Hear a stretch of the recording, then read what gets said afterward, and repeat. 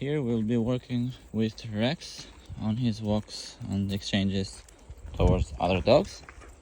We have Junior here, he's off leash, and we're gonna use him as a distraction while Cornelia is walking with Fox. And Junior, tu, Junior. So when we're walking with our dog, it's best that we keep him on the other side of the distraction. So Cornelia is using her body as not just a physical barrier, but also a psychological barrier between me and Junior. And if Fox were about to have a reaction towards Junior, bark or lunge at him, first he had to pass through Cornelia's body, but as you can see, the way she holds the leash is short, but the leash is not tense.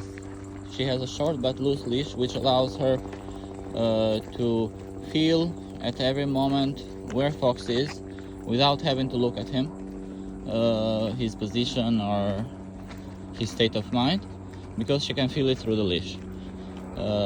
Every time he moves, Fox, behind, that's when she feels she's moving away. She applies pressure, she puts him back on the side she wants him. Fox, hey. It's nice.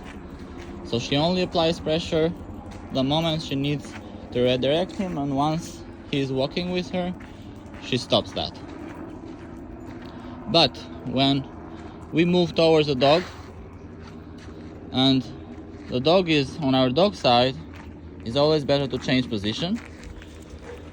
And a good way to do that is by changing position behind you. Cornelia?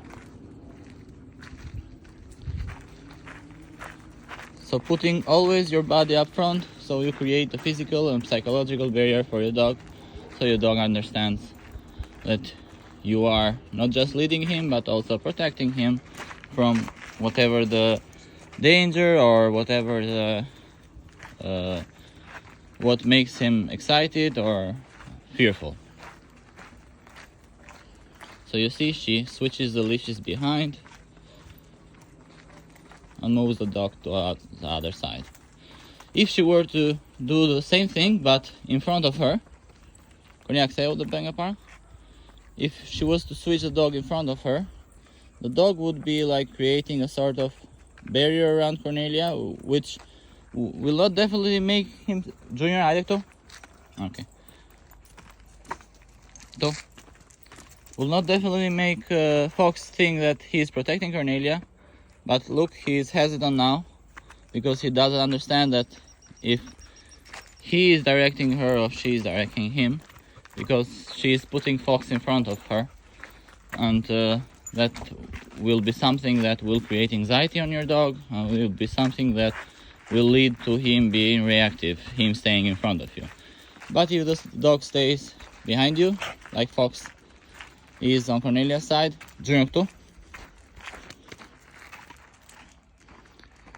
he will become less conflictual, and it will be easier for him to follow you.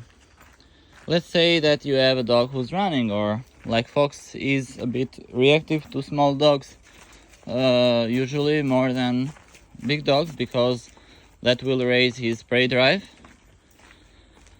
And I think he will be the same if a big dog is running. Let's say Junior is following the dog. This is his reaction. So this has more to do with insecurity than with him being aggressive. To Junior. Sure.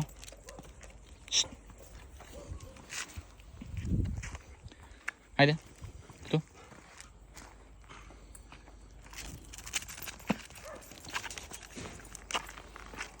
His ear back, his eye open wide. It has a lot to do with insecurity. Not with him being dominant or aggressive, because if he would be a dominant dog, he wouldn't move and wait for Junior to come towards him and then attack or bark. But that has to do with insecurity.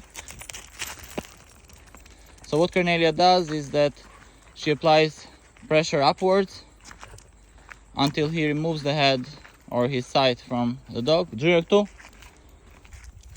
And when he is not focused, when he is not focused on the other dog, Cornelia removes the pressure. Too. I'll do the same thing while.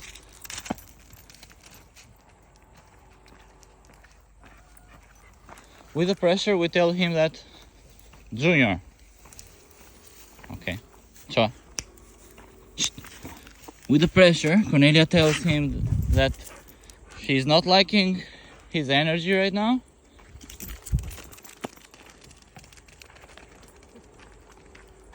Good. The way he moved on the other side means that he doesn't want to go into conflict, which is a very nice thing.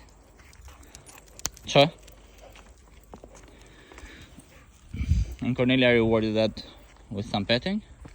Haydi. The way he moves away from Junior when he's running, that means a lot. Means that it's not something he likes to engage. Haydi too, Junior. It's not likely something he wants to engage with, but if he feels like you're not in control, if he feels like you're not in control, what probably will happen is that he will react because he will need to protect himself.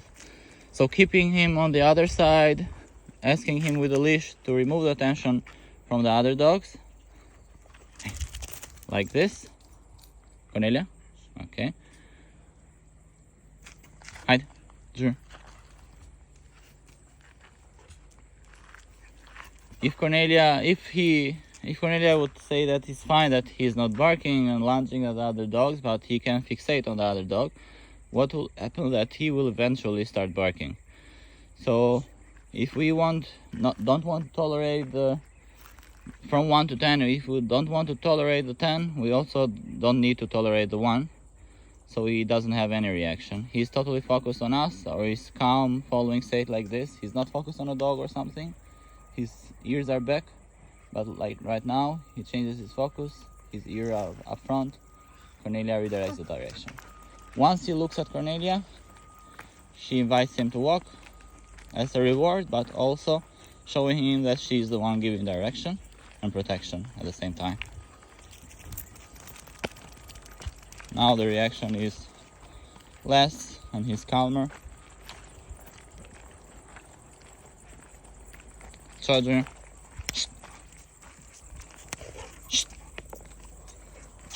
Cho.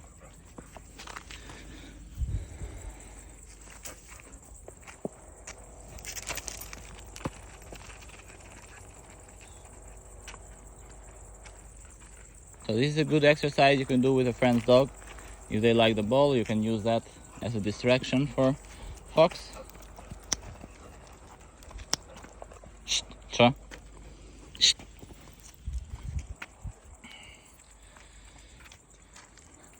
And you can reward him by petting him when he's calm on his chest. He really enjoys that. He's a good boy.